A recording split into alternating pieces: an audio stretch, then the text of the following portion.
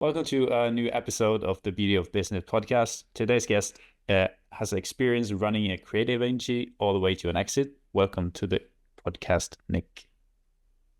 Hi, thanks so much for having me. Yeah, I think that sums it up pretty well, actually. That's good. So let's start at the beginning. How did you get started in business?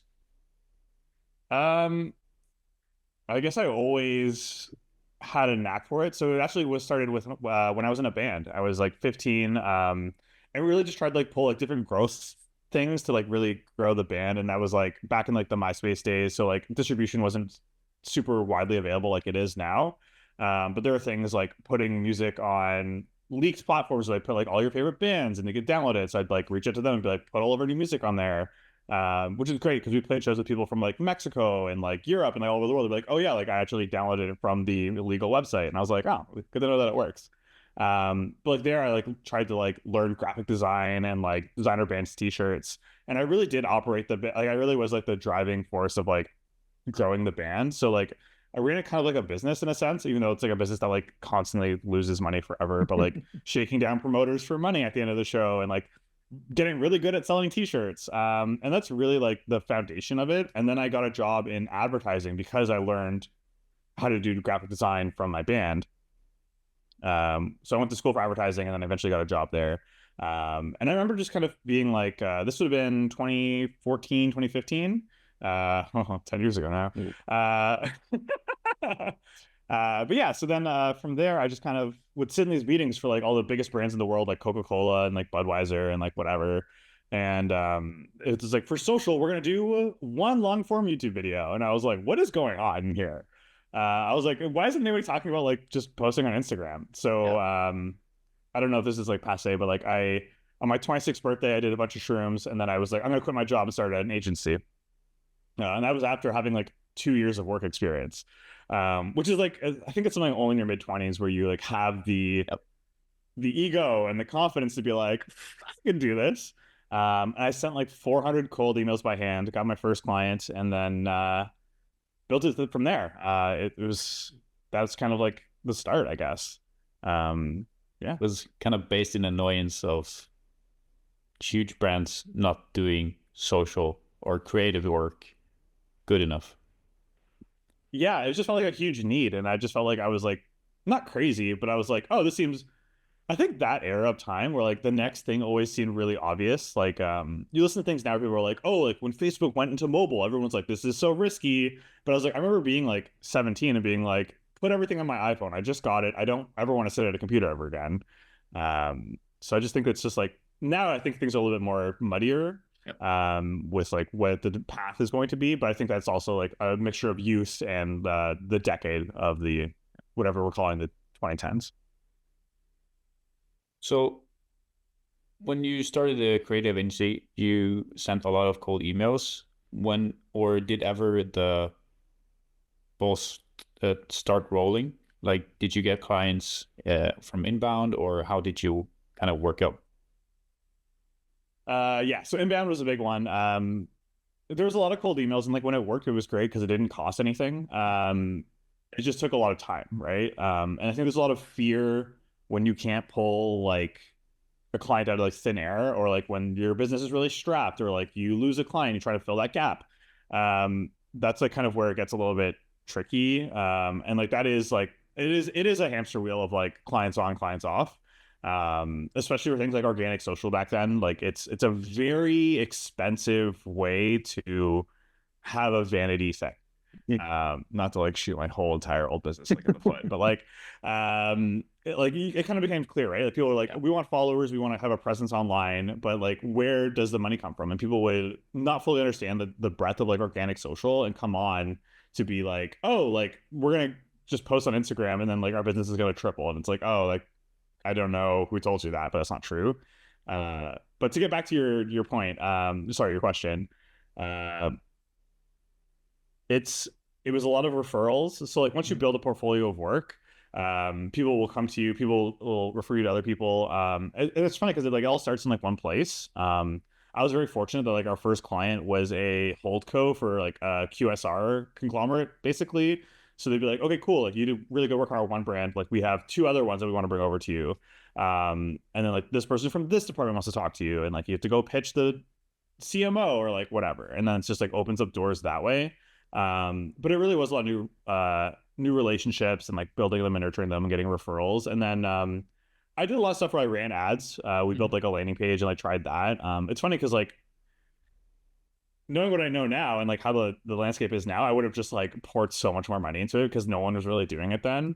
But it was also really hard because like cash was really tight when you're a bootstrap business. That's like your human capital like leaves the building and it gets stuck in the elevator every single night. I don't know if previous guest Matt mentioned that we shared an office that had an elevator that like people would get stuck in like literally every week. But like those are like your assets for your business, right? Yeah. So it's that and like your ability to do like a lot of work. Like so yeah, so like it's just like one of those things where it's like a push and pull of like referrals and like not being able to control that and like running ads and getting a couple of leads and like making enough to pay it off. But I wouldn't say like you're not gonna get like an RFP from like Pepsi running LinkedIn ads. That makes sense. Yeah.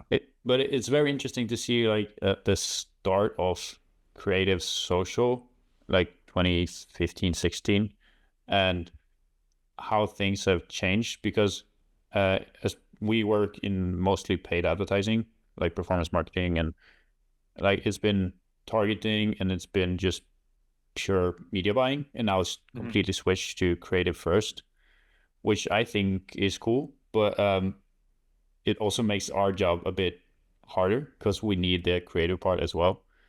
Yeah. So I feel like it's early 2015, 16, and now is kind of similar, but now we see the need for the creative. Like, but in the beginning of social, it was vastly different. If it works, it works. Yeah. Yeah, I hated that. It's only because I came from like a really strong like creative background, like where it was like very much like old school advertising, like the creative and the idea is like above all else. Yeah. And then the distribution method kind of changed, and then the style of like everything changed as well, making it like just change the landscape. And now it's like all the tools for media buying now are like so automated, where like you have like Advantage Plus and Performance Max, and like there's so many ways to like capture someone's attention. Where I think like if everyone has the same tools, the only lever that you can pull that makes any form of differentiation, you know the word. Yeah. Differentiation. Yeah. Make you feel, make you stand out from the crowd is creative, right? Like, Yeah. And I think that's so important. Not to be like so biased. But like even learning like media buying and performance marketing, like at my agency, like we made a lot of the margin on me being able to do that, oversee the creative team, run new business, run client service, do all the billing. Which is in hindsight like kind of insane. Like I live a very relaxed lifestyle now, but like back then it was like wall to wall like all the time. But yeah, so like I think with media buying, it's like there are two things that go together, and like it was never a secret to me that like doing the full scope of like creative all the way to like perform like acquisition and retention, like I think they should all work together. And I think like when you're building a brand, like every single touch point is a place to like make your brand known or like make your brand clear to your audience of like what your values are and like what you mean and like what's important to your company. And I've always kind of like preached that for like a really, really long time. Yeah, I recently rewatched Mad Men.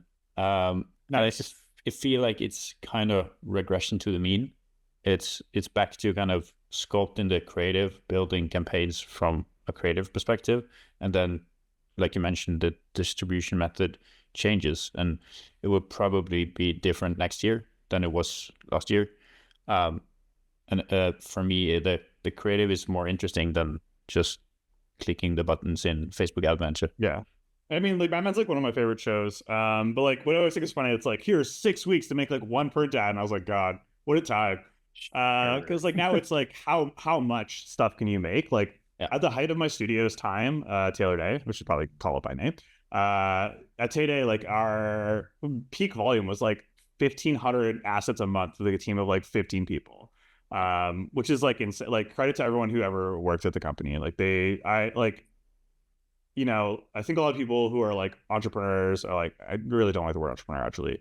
But people who like are business owners or like founders or like in leadership positions or management, like being able to steer the ship is great, but like being able to row the ship along with the team, I think is the most important part. Because like they do the work, they are the assets, they are the soul of the company, especially for a services based business. It's funny because I talk a lot of shit about like service based businesses like all the time. But yeah, like I think it's having the time to actually think of the creative and like build out multiple assets against like one idea that you have or like one territory that you carve out really is like the biggest part of like performance marketing now. And also like how you communicate your brand, and like if you find an angle that works where it's like we're better than X because of like Y, and like how do you bring that to life in like a dozen different ways, I think is really important. What's the hardest part of running a creative agency? I think it's like new business and like retention, I think are like the two biggest ones. Because like not only is your business reliant on the client and like their business, well, it's reliant on the client and their business. So like if they aren't growing, you're not growing. And then you also don't have like you can pick and choose your clients, but like the product that they offer, like I've also launched a lot of like new brands as well as like worked on existing brands. And if they are a new brand, they don't know if they have product market fit, or they don't know how they're going to do things, or like they're in the phase where they're losing money every month because they're just getting started and like that repeat customer wheel isn't flying yet. Yeah, you're kind of like, you have to take the work because they have some money to offer you for your retainer. And then you're like, cool, our scope of work is 4 months. They might not make it, but like, we have to like be like, everything's fine. We're going to try and do it. I think is like a big, not problem, but like it is, your business is reliant on how good their business is. And you can only control what you can control. Like you can't come in and be like, now I'm the CEO, and then you're like firing your own self to like make the margins better. Because like I've seen that for a couple of things where it's just like, oh, like your business doesn't work with our fee structure or like a retainer, which is why like I think so performance marketing has like a background, like the commission based model, like I think is kind of dying because no one can afford it with how much cost per acquisition is now. Yeah, and it will always increase in terms of paid media. It will always increase because there is more money being printed and more money being spent. So forever, it'll always go up. So you got to find cool ways to go viral on TikTok for free. For free. Yeah. But how did you work on the creative process? You mentioned before we started, you also do some music as well. So how do you actually become creative? How do you kind of start the process? Well, when you're an extremely generational talent born with it like myself, it's really easy. But aside from that, no, I think it's so I'm actually going through it right now. So I'm working on working on my own new brand. Yep. And I've literally thrown it out and like restarted like 17 times already, like just this week. Haven't been able to leave the house and I go to like a co-working space. Like I haven't been able to do it because I'll like sit up, go on my computer and like forget to make my coffee and just like crack away on it. And I think it really is like the practice. I used to like really, I think what sucks, my least favorite thing about myself is that I'm a generalist and not like a specialist. I really like things where it's like, oh, this Japanese knife maker like just only makes this one knife in this one size and he's really good at it. And I always like wish that was me. Yeah. Not even close, not even remotely close. But I do think that like everything you do, even as a generalist, is still a practice. So like you'll never be like a writer unless you write. And like it doesn't matter if anybody reads it or not, you're still a writer because you wrote that day. Or like you're still a musician because you sat down and like layered like 16 African drum loops on top of each other and you're like, I think this works. And like it's the same thing for like creative, for like advertising, marketing, or branding. Like and I also think there's a lot of like intuition involved too, or like your gut feel. Like right now, like I mentioned to you earlier, is like I'm just like arguing with ChatGPT on like the brand name for this brand and whether it fits for this thing, because I feel it in my soul that it is, but like sometimes I don't. So it's just like, how can I play around with these fonts to make it feel like it's what I want to communicate, or like what's the tagline going to be, or like how does this come to life in the packaging that communicates what I want to communicate, but still serves the purpose of being the brand that I or the product that I want to build. So long story short is like you have to suffer. Like Yep. I think being a creative is like I think that like starving, dying, pathetic, like self-loathing artist thing does come to life in those ways. But like my old creative director, who's like a really huge influence on me, would always be like, "Pros, go to work." Like there is no waiting for inspiration. Like there's no excuse of like I wasn't inspired. It's like no, sit at your desk and write 1,000 things, and you will Yep. find it. So yeah, it's a practice. Yeah, that reminds me of Stephen Pressfield's War of Art book, where it's Never like, got it. oh, he like word for word said the same thing. It's Mm. like press go to work, you wake up and you go write. So it's very interesting, and almost all of the people I've asked that question says the same thing. It's just kind of doing the Oh, thing. Yeah, I wish I had a it's better answer then. no, but it's really interesting. There are some outliers who are like born with insane creative capabilities, Mhm. but most people is like it's just practice. It's just going and doing the thing every day. Yeah, like I think not to like sit here and just like talk about like sick quotes from the internet, but like there's the Michelangelo quote about David where he like I saw an angel in the marble and I carved Yeah, until I set him free. And I think that's like kind of true for anything, especially like when you are trying to build like a new brand or a new product where you're just like, I think there's something here, and then you just have to like explore it. Like I'm kind of like a nightmare where like I have a Figma board where I have all of my projects because I'm too cheap to pay for to have the multiple ones. But like it's really cool because I have like everything there. I can be like, oh, yeah. like I actually think I worked on something like that before for like back when, and I'll like scroll all the way over and be like, oh, okay, cool. Like I actually like how they use this color to convey this and like bring it over and like that kind of stuff. Where all of like things I thought were cool, and then but yeah, I think it really is uncovering it yourself. Um, and I'm sure like if this thing actually has traction, I'll just pay someone to like do really sick brand. Yep. But I think like I'm right now really enjoying like the practice of it. Yeah, it's not easy. It's No, not easy when you're not it's like yeah. definitely a pain. Yeah. I think it's like a hard thing to teach too, where it's Um, um, like I mentioned this before, but like it's part of my the course that I'm building. Like I'm building like a e-commerce, like start to finish, like sourcing a product, doing the branding, building the website, acquiring users, retaining those users. And it's like I'm like cool. Like this part of the course, I took 3 weeks off to sit in my house and scream about how I can't figure out what the brand's going to be. Uh, so yeah, I mean, maybe consolidate to like a one slide.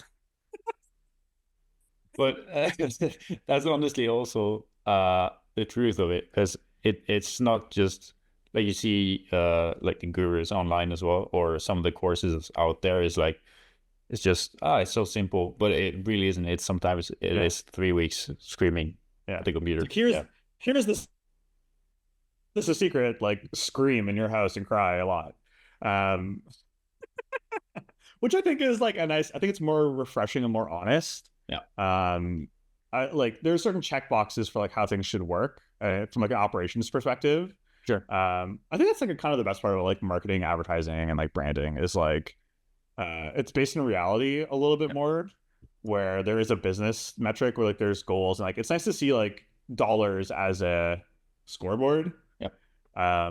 Whereas like if I was a painter, all I would do is paint and be like, we just have a bunch of paintings in the house and I don't know anything. I like don't know anything else, you know? So Yeah. I hope that answers your question. I don't even know.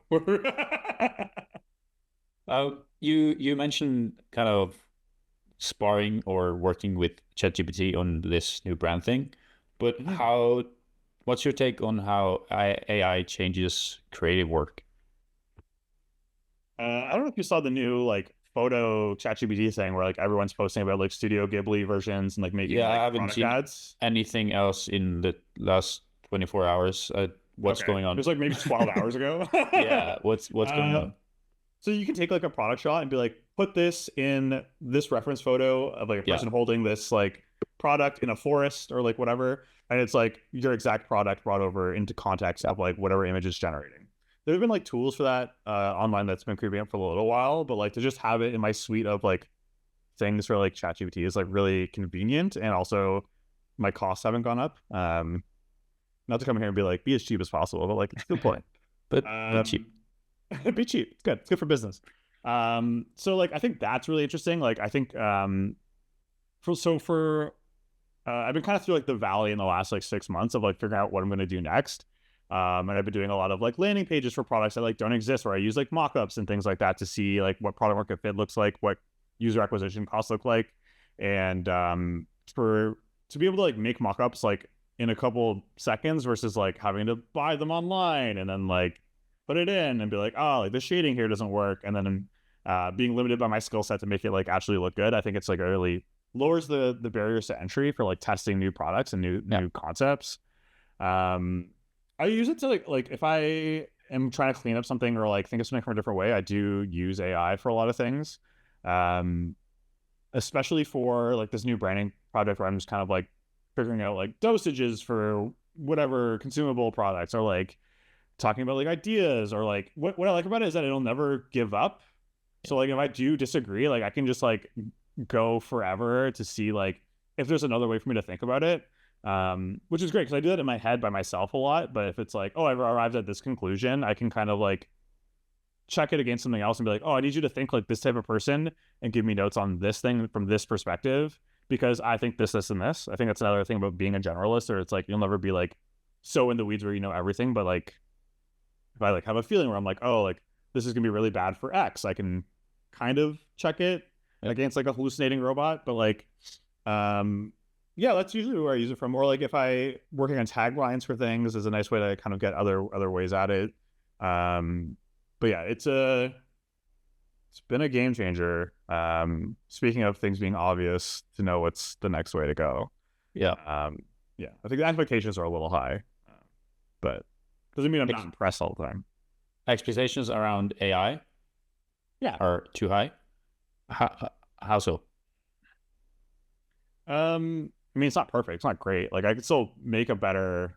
Like I think my ideas are still better, but to help me, like where it's really impressive is like output, right? And like it's exponential. Like, especially like now that I went from having a company or like working at the company that bought my company.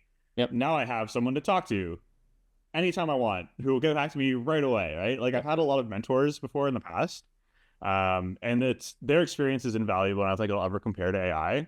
But like if I wake up in the middle of the night and I'm like, oh, what if the whole thing was like bright orange, or like what if the margins was based on this instead, or like what if the reoccurring purchase cycle was actually 60 days instead of 30 days? Like what does this look like for this other thing? I think that's really helpful too, especially for like projections for things too, where it's just like, okay, cool. Like if 10% of the customers buy every month, it's what does that mean versus like people buying once every 3 months? And like, what does that look like for a runway for the next 10 years of this thing? And like, that's been really helpful because it's like, cool, like how many units per capsule in this vitamin thing are we going to do? And I don't have to do the math either. So like it kind of slows me down a little bit sometimes. No, output's good. It's really good at algebra and kind of doing the math in a good enough way for me to understand kind of college dropout kind of vibes. Yeah. I think so. I agree. So you sold your creative agency. Why did you decide to sell, and how did you position the business to be able to sell? Yeah, I sold it because I was scared, actually, which is like kind of crazy when you look back now. It was 2022. Yes, that's right. 2022. Everyone's like, "Yo, recession coming. It's gonna be crazy." And I forget. I don't even remember why everyone was saying it. I think it's because inflation was pretty high because it was like just after the pandy, and then like, yeah, and I was just kind of like, oh, like small businesses are going to be decimated. I think it was interest rates just started going up in America and in Canada. I think that was it. And I was just like, oh, like most of our business is small business. Although at the time, like most of our business was from like one big cannabis public company. Talk about the good old days. So I was just kind of like they were kind of like on the out, and I was like, I have all these people who are reliant on me.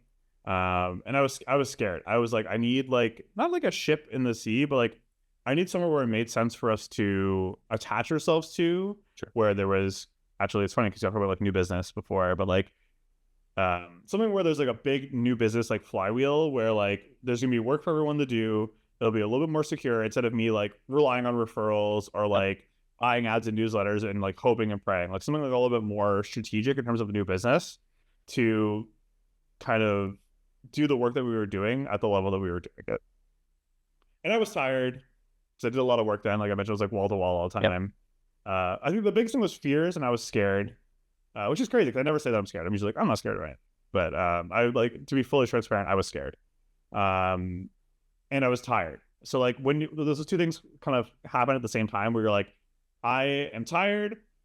I don't know what's going to be like. I can like grit my teeth and like pull us out of this again because I just did it. Like 2020, like was a really tough time for the business, and I really had to dig us out of a hole. And like just got like a series of just like getting lucky, like got through it. Which is like also like relying on luck to get through like business problems is like not great. Like it wouldn't be the same conversation we're having if I was just like, yeah, like just got unlucky and then everything went really bad. That was like kind of the whole thing. And it was just kind of like trying to find a home and like I didn't have the will to like grit my teeth and like get us through it. And I also had an idea for another company that I wanted to start. So it's kind of like, okay, cool. And that's the fintech company where I lit all my money on fire. That doesn't exist. Yeah. Beautiful. Should have started. Yeah, I should have gave a pretty hearty intro. Here's a list of all my mistakes. Check it out. Yeah, so that was kind of Yeah. positioning for yeah. I hope it was clear. Yeah, but I appreciate the honesty as well, because kind of selling from like being very tired and exhausted from running an agency or whatever business, especially during that period as well, is so understandable. But I don't think many people will come on and actually like it's from the exhaustion of running a business, but also the fear of like, are we going to make it through this next period as well? So that's really interesting.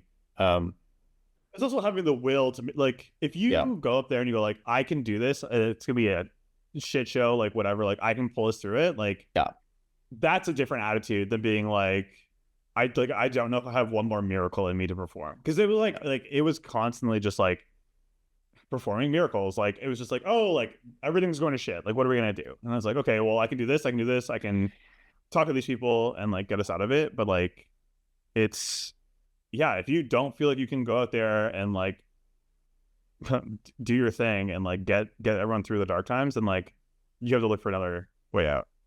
yeah, and I was just a kid then. yeah, and it's not sustainable as well. It kind of just we're in the shits again. We have to like you have to pull 14-hour shifts 2 weeks in a row to get us through this, and then it's just the same the next 2 months. And I think it's very relatable for a lot of people running a business as well, kind of being in that position. Yeah, I didn't take a weekend off until like the pandemic. Like it was just like all the time. Which is like fine because I worked in advertising where I worked all the time anyways and didn't make any money. And I was like, oh, I make money now. I just have to work all the time like I did before. Upsides. Well, yeah. So, which is like, I think is fair. Like if you want to make it happen, like if you're going to perform a miracle, like you have to position yourself to Yeah. work all the time and like get it done. You know? How was the process from kind of getting the idea to sell and then going through with the sale? I'm very lucky that I knew all the people to talk to. Yep.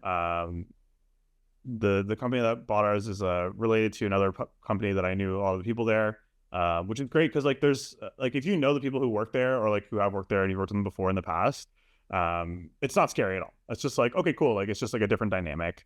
And for me, it was like really like my MBA and being like a creative director somewhere because like I just made it up before. And it's like, oh, here's a place with process and like here's how we're gonna do things and like this is like here are the margins, here's how the business works, here's where we're at. I'm like, wow, I don't just like have to like pull this out of the ether of like my mind and it's like written down somewhere and there's like an actual like finance and ops team. So I think when you have that trust and like actually, I think trust is one thing, but I think respect is like the most important part. Where you're like, I respect everybody in this building, because of like their acumen and their intelligence and like how much more they know about the business than I do. Actually, it's really funny because when they're like asking about the business, I was like, "Oh, I know everything about." They'd be like, "What about this?" I'm like, "This, that." Like, I was like, "I know everything about my business," which is like you should, first of all. But like, I was just like impressed. I was like on a train going to the airport to go to Greece, and I was like, "I know all the answers to these questions." And that's like the only time I've really ever impressed myself. Yeah. Yeah, I think respect and trust, I think are a big piece where, Yeah. and then it's just easy to pull the trigger. You're like, yeah, like I know you guys are amazing at this and like probably some of the best in the world. So like, and also like, I want to learn a thing or two. So Yeah. How big was the team when you went through it to sell? I used to have a picture of all of us on my desk and I think I put it away because it made me sad. Um, we would have been, I think either maybe 12 people. Yep. It's a lot Um, of weight to carry as well. it depends on who you ask. Um, like I remember like approving payrolls every 2 weeks for like 70 grand or like 80 grand and being like, this is crazy. This doesn't make any sense. And then I was like, oh yeah, I guess like everyone here has to like eat and pay their rent and like have a savings account and like go on vacation. I was like, cool. So where did this money come from? Um, but yeah, like that's I don't know. It's funny because it's been so long now where it feels so like removed almost. Yeah. Where like I was like, oh, it's just a young man who's just like insane, and now I'm like, okay, I gotta like walk the dog and like make dinner. It just feels so Yeah, normal now. it's a big lifestyle change for you, going from kind of Adderall, cocaine vibes to drinking tea and chatting with ChatGPT. Yeah, I'm very relaxed now. Although I've always been kind of like sporadic and like a little wild, but yeah, like it's I don't know. I'm sure like everyone listens to your podcast, they really wants to, like a really story, and it's just kind of like it's really nice to just like or like I work forever because I love it and I'll do it all the time. And it's not like I don't work on stuff now. It's just now I can kind of really explore and Yeah, really just like take my time. And I think that's like anyone who works in advertising knows is quite the luxury. definitely. Yeah, that's why we started end of last year, kind of going through a rebranding or building a new brand and kind of starting a new agency to work with kind of other types of problems with other types of clients because I'm exhausted as well working with what we have been working with. And yeah, time I think that and retainer size is also like the biggest cure for that, which is like yeah, not what's the best way to say this? If you pay me $1 million a year, I'll always pick up the phone and be like so stoked to talk to you. yeah, But if you're like there's all those like memes online where it's like $500 a month client and they're like da, da, da, da, da, da, and like the more expensive client is just like whatever, thanks, wired you. And I yeah, think like that is a big if you have like that's kind of like a death of a thousand cuts kind of style. Like Tay kind of ran like that too, where it'd be like, I'll take anything at any size just because yeah, we need money in the door to make payroll and like do whatever. And like any opportunity is a good opportunity. But like when the hours start creeping up and like there's scope creep and like you're not getting anything approved, you're going through like your 6 round of revisions for a client that like isn't worth it.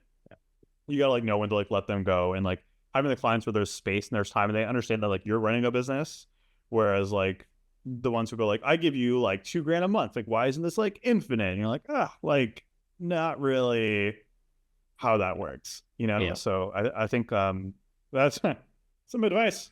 Get really really good retainers. yeah. Terrible advice.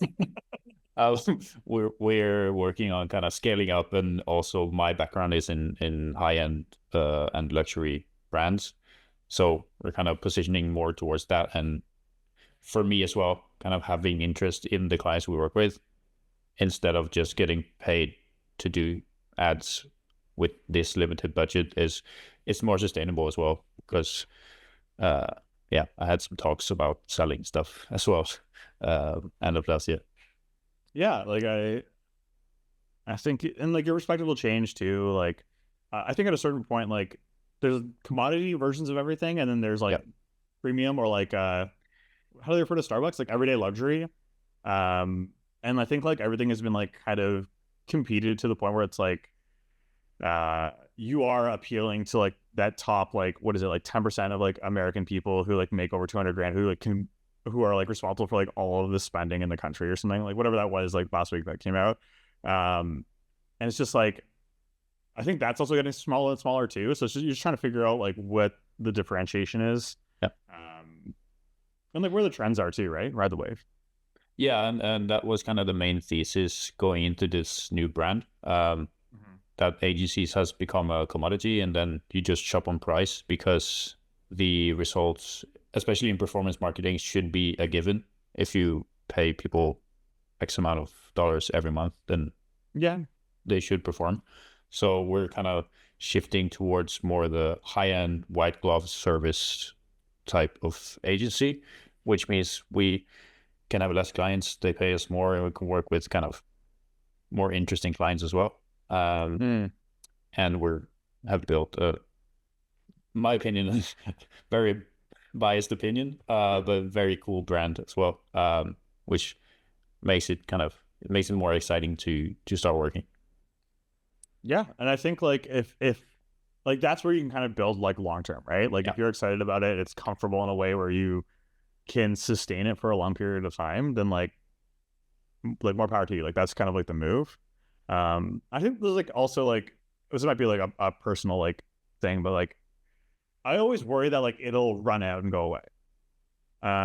You know what I mean? So like it's just like, oh, like what's gonna happen like after this? Like what does this look like? Like and I think like that is an unwarranted fear. Like Sure. Yeah. if you think about like the last like 30 years, it's just like if you were like a random like plumber or like lawn care business, like those things are things that like people will always need. I think the same thing goes, oh my God, hot take. Same thing goes for like digital marketing services where your storefront is like the foot traffic to your storefront is created by your agency who does like your performance marketing. But like I don't think there's gonna be a world where like they all go away. Like it'll never happen. But yeah, so I think like that's a good approach. And I think like I wish like talk about like some of my business like being like scared, like to have the mindset to like slow down and like figure out like where the waste is in terms of like hours and time and like really focusing on like what the key business is. Which is something I learned after the acquisition, like because I did 2-year earnout, so I really learned a lot like how they do it. So and there's also like a little bit more structure there, right? Like I was a bootstrap thing where it was all my own money. I was the only person on the team. There's no co-founder. Even though like if you go on my LinkedIn, it says like partner. So I only put that like when I first started because it made it seem like there was more than just me. Yeah. Which is actually so funny. And it sounds more collaborative too. I think when you have your own company and like calling yourself the CEO is like fine. It's very normal now. Yeah, but for me, I was kind of like, how could I have myself this title and be like the only person? Was like I kind of stick for when I started. All that to say, I wish I did that too. I think that's like a really smart way to do it, and really focus on like the core aspects of the business. Yeah, it's. I hope it works because we spent a lot of money on this new brand and new positioning as well. So as you should. Yeah, I think branding should cost money. Definitely. And I work with an amazing team on the branding, and they did a great job. But yeah, it's also a pain because right now it's just in the red because we haven't really launched yet, and it takes time. So until we kind of actually start making money, it's very scary. And it's also kind of the part where you talked about like slowing down as well. I still run the first agency, so we kind of stopped intake, but like you probably know, the retention and churn of those clients, like revenue are slowing down. So we need the other part to go up, and it's the balancing act, and it's difficult and stressful. Dude, it's a hard thing to give up. Any type of money coming in, it's hard to be like, and now we're changing this for the betterment of the future because it's the same. It's not the same goal, but it's the same outcome, right? Like there's dollars coming in, so you're like, okay, I need to keep this thing. but you might have something else that you think is a good idea. You should just transfer them over to the new agency and just like keep them until they churn. Yeah. Sorry. I forgot we were doing this. I was like, yeah, this is what I think. Like, yeah. Yeah, it's a interesting kind of time for me as well. But I hope we could get into a more sustainable business because, like I said, the main thesis is the commodity versus service aspect of things, and also the amount of churn and burn in the agency space. And the most costly and energy draining thing is getting new clients. So if we could keep them for like 18 months instead of 4, then we should be well off after a little while. Yeah, I think so. Like, the best clients I had in my career were like ones that I had for years. Yeah. Because a lot of trust there, the relationships there. I don't know. And I think it's great because it kind of becomes like a friendship in a sense too, where you're just kind of like, yeah, like, because I feel like if there's any contention, like they're not going to be around for a long time. And then you can really, I don't know, like provide a lot of insight in their business and also like get to watch them grow, right? You can be like, oh, like watch you from like being like a small 10-person thing into like this huge company. And it's like, it's nice to be a part of it. And I think it's self-serving too, because you have to learn. And I think that's like, I don't know, it's kind of like the big part of like anything is just like seeing how they do things and being like, cool, like that's the best part about, there's this like old Steve Jobs video where he's like, consultants or hacks or whatever, here's a picture of a banana. Like you never really get to see or feel the banana because you only get to see a 2D version of like all these different things. And I was like, cool. Like I do want to start my own thing. That's like one thing where I get to have the physical banana or whatever. But like getting able to see all the pictures of different things helps build the context for like what your banana will be made out of. This is probably the craziest way to explain this. But I think like being able to see like a snapshot into like dozens of businesses, Yep. or like whether you experience it through like podcasts, whether you experience it through being an agency or like getting really up close and seeing it, I think it just adds to your experience to how you can frame and look at things from other lenses. Yeah. And it's great because like now you can be like, oh, I worked on a beverage thing, I worked on a luxury thing, I worked on like a other thing, and like now I know what those types of processes are like, and like what payback cycles are like for like acquisition, or like when we rebranded this, it was like, oh, like how do we change our scope to like make sense for this new client or like old client or whatever it is. But I think it's just nice to be able to get a taste of a little bit of everything before you can really do your final thing.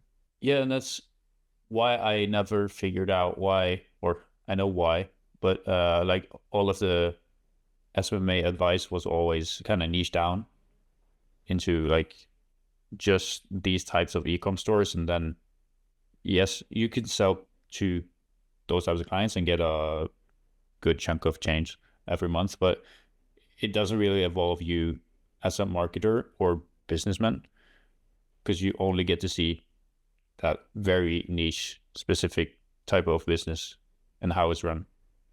I think certain categories it works for, and I think it really distorted everyone's perception. Yeah.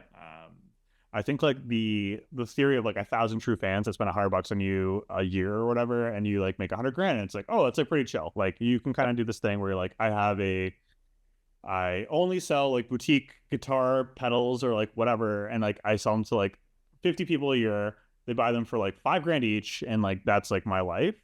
I think it's really good if you are a craftsperson who works on one thing, who makes only the one Japanese knife. That's a really good way to do that business. But like, yeah. Goddamn, if I wouldn't love to be like Ninja and be like, here's the whole suite of blenders and like food processors and like whatever, right? Like they're crushing it. Yeah, a lot of Japanese references at one time. But yeah, like I think you can be like the knife maker who makes the one knife, you sell it to like 1,000 people a year, and like that's your niche. Yeah. But like my attitude is always like conquer the planet. So like, yeah, and I think that's like a double-edged sword. It's crazy. Of like I have a bunch of really bad clients that pay me like $500 a month. Yep. That like don't respect me and like want too much from me and they're not worth it. Is the double-edged sword of like I am the practitioner who makes the one product that is very niche. Yep. That I can charge like the pricing elasticity for that is like unlimited. But so like isn't it always just like a balance? But yeah, I think that's like kind of like where those things kind of play out, especially for like niching down and stuff. What's your best advice to entrepreneurs, or you don't like calling people entrepreneurs, or the No, I word don't like calling entrepreneurs. myself an entrepreneur. Everyone else can call Okay. themselves whatever they want. I think Instagram ruined the word. Yeah, I definitely agree. Yeah. Built me my career, but also ruined the thing that people refer to me as, which is like kind of like worse, but whatever. What's your best advice to business people? Entrepreneurs is cool. Like people who are starting, Yeah. like in general, Yeah, like starting. getting started. Yeah. Oh, start. Like that's it. Start, go, do it. Like if you work on it like every single day and like uncover things that you go there, I think that's really important. Like I talked to this kid 2 weeks ago, and he's like, I had this idea for a thing, and I was like, cool. Like, where's your website? Like, have you started? He's like, no. And I'm like, okay, well, like, why not? And he's like, I don't know. And I'm like, cool. Well, step one, start. And he was really fired up on that, and I was like, I'm really glad I got to help and not just be like a dick and be like, just start. Um, like the way I started my agency, like at first was like I had an e-commerce store that like I worked like a drop shipping like bathing suit store that I like did on the toilet of my agency job. It, and that would kind of build the foundations for like how I could experiment with like how that social marketing kind of stuff works. And then I was like, okay, cool. Now that I know the service really well, and I have like 2 years of work experience, I can sell this to other people.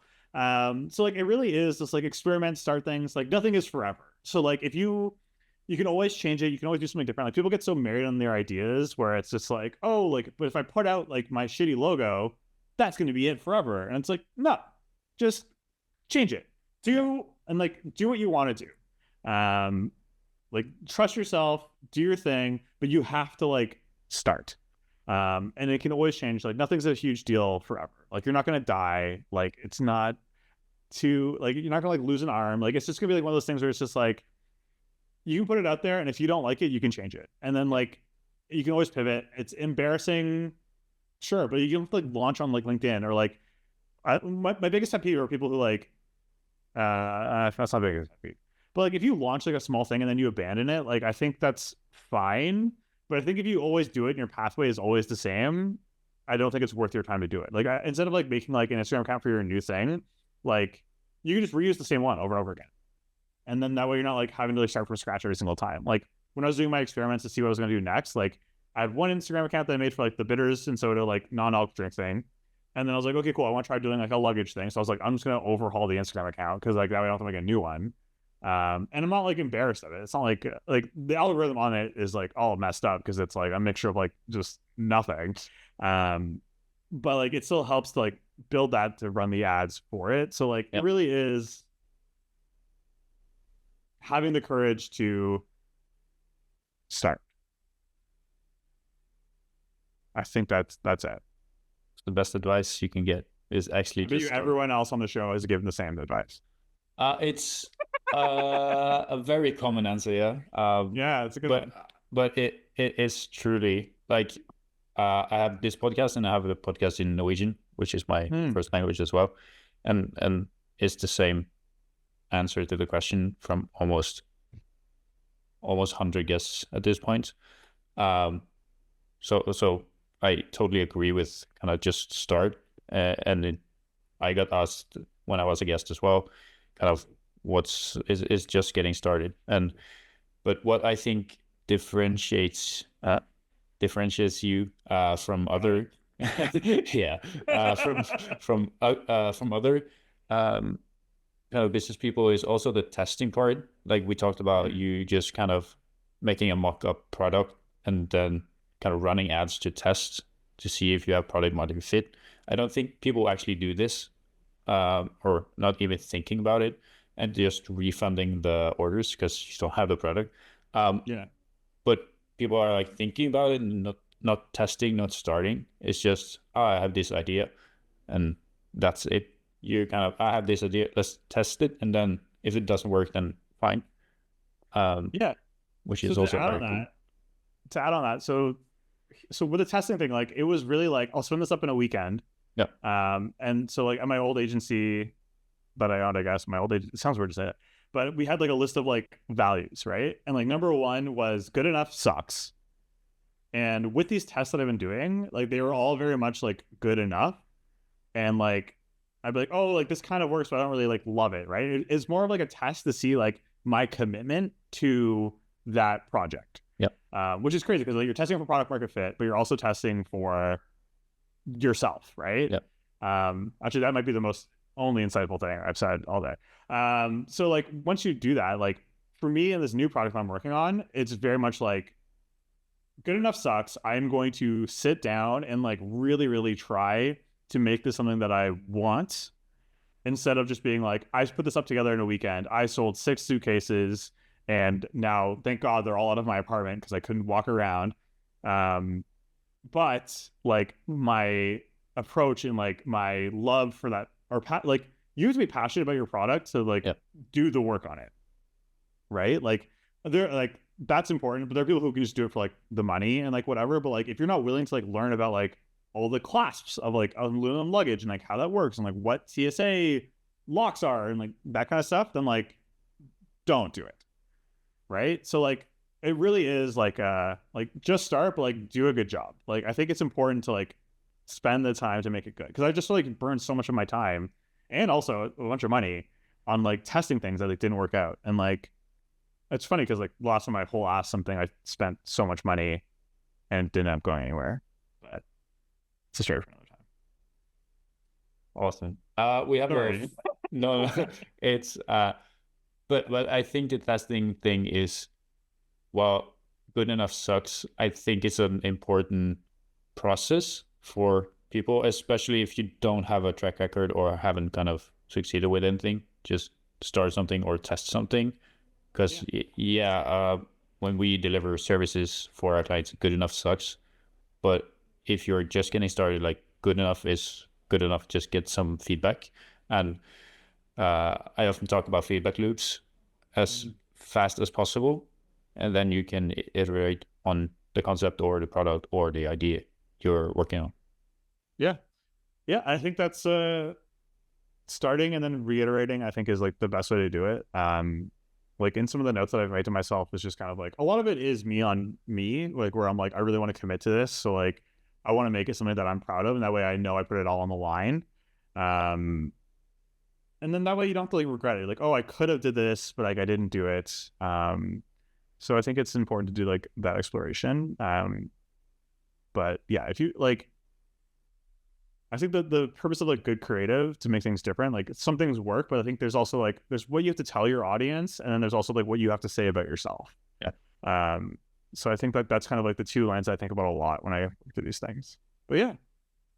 I hope that's a good answer. I think it is. We have a closing question on the podcast. Yeah. What is the beauty of business to you? I used to actually say this to Matt, and it's ironic because I started making music again, which is so weird because the beauty of business to me is you can kind of play forever. I'm not going to be like 40 and be like, oh, the end of his career and his life is right around the corner. Like it's not like an athlete, right? You're not like Tom Brady and it's like, oh, 43, this guy's dying. Like you can kind of like, I'm still just getting started. Well, I haven't said that out loud in a really long time. I'm still just getting started, and it's okay to start again, which I'm currently doing. I'm very fortunate to like sell my company and like be in a place where I can just be like, da, da, da, da. But yeah, you can kind of play forever, and I think like the real goal is like building something that outlasts yourself, not to be like building an Egyptian temple of like ego, but like you can kind of build like a monument to this product or this brand that can like be greater than yourself. I think with a lot of like now with the trend of influencers having their own companies and they get canceled 2 years later and then their thing like goes away. Like what's really cool about brands is that the biggest flaw is people. Yeah. So you can kind of build something that like is an ideal that like you can embody and like build a culture around, but like isn't tied to a person and their faults. So like I think building something that lasts is more important than anything else, whether it's like a financial outcome or whatever. If it can exist in perpetuity forever, then like you've really made something special that can stand the test of time. I love that. Because I come from a sporting background as well. And it ended early, like it often does. And I've talked with a lot of my friends about this as well. Kind of, this is my sport now, and said exactly what you said. I can play forever, and Yeah, a lot it's of like, kids are like that. yeah, and it's if my knee breaks, I can still play. It's not I'm injured, I can play. It's just awesome. Yeah, like I used to be in this poker group with some of the guys from a couple other like bigger agencies, and they all used to be like pro baseball players and shit like that. And they're just like the same competitive attitude. They just like apply it to business. I don't like competitors and like competitiveness as like a factor against other people, although like it it does fuel me a lot of the time, which is like kind of like a bad trait to have. But like that same attitude of like wanting to win or like wanting to be successful or like whatever, I think is very similar. Whereas like you don't have that in the arts as much, where like if you are a competitive person and you're like a painter, like you're just an asshole. Yep. Which is like so funny. Yeah. Because like you hear people like Timothée Chalamet, like at the SAG Awards, whatever, he was like, I want to be the best at this ever. I loved it. I loved it. I saved Yeah. probably 3 videos of that speech And or edits of the speech. yeah, like I think it's super important. I think it's okay to want to be great at something. Yeah. Yeah, and like unless you're like a psycho like Michael Jordan, like Kobe or whatever, and you're just like a absolutely devours all your relationships in the world. But like, rest in peace, Kobe. But like, I think it's important to have a healthy amount of that. Yeah. You know, like Yeah, I think just the difference between kind of sports or business is it's very objective in terms of there is a scoreboard, like money or like how many 3-pointers can you shoot. But in the arts is so subjective. Like I hated this movie, I love this movie, or you don't see anything in the abstract painting. It's like how can you be the best, you know? But I still kind of love I want to be one of the greats in the arts as well, because yeah, bringing that competitive to that stage is, I think, is so cool, and it's also very interesting to see the reaction from the crowd. yeah. I think it's also like a personal thing too, right? Yeah, Um, like I forget who it is, but there's a Chicago photographer who like passed away and left over like all these old photographs that she took, and they're all like incredible photographs. They're like in museums and things like that. But like she never knew that she was like one of the greatest photographers of all time. yeah, It ended up after she died when they found all of them, and it's just like one of those things where it's like I think it's really in the work, right? It's like if you did something you're proud of, like especially something subjective that you know that good enough sucks. You tried your best. You put it all on the line, and you were like, this is what I wanted it to be, and this was the vision that I had, and I brought it to life. Like I think that's also another version of being like great. yeah. Yeah. Okay, so where could people find you? Who should contact you, if any? I'm always willing to hop on a call and tell you everything that's wrong with your business and what I would totally do. Or just like give advice and like talk or like shoot the shit, like whatever. Like I have a lot of experience. I'm always down to share it with whoever. Where can you find me? Oh my God. I guess my music Instagram account, because I don't have my new business Instagram account going. It's at Nick is ruining my life on TikTok and Instagram. Or yeah, I guess there. Oh, you're still, it's not like not like I'm super famous or anything. Awesome. Yeah. Cool. Thank you so much for doing this. It's been great. I hope so. Thank you. I really had a good time and a lot of laughs.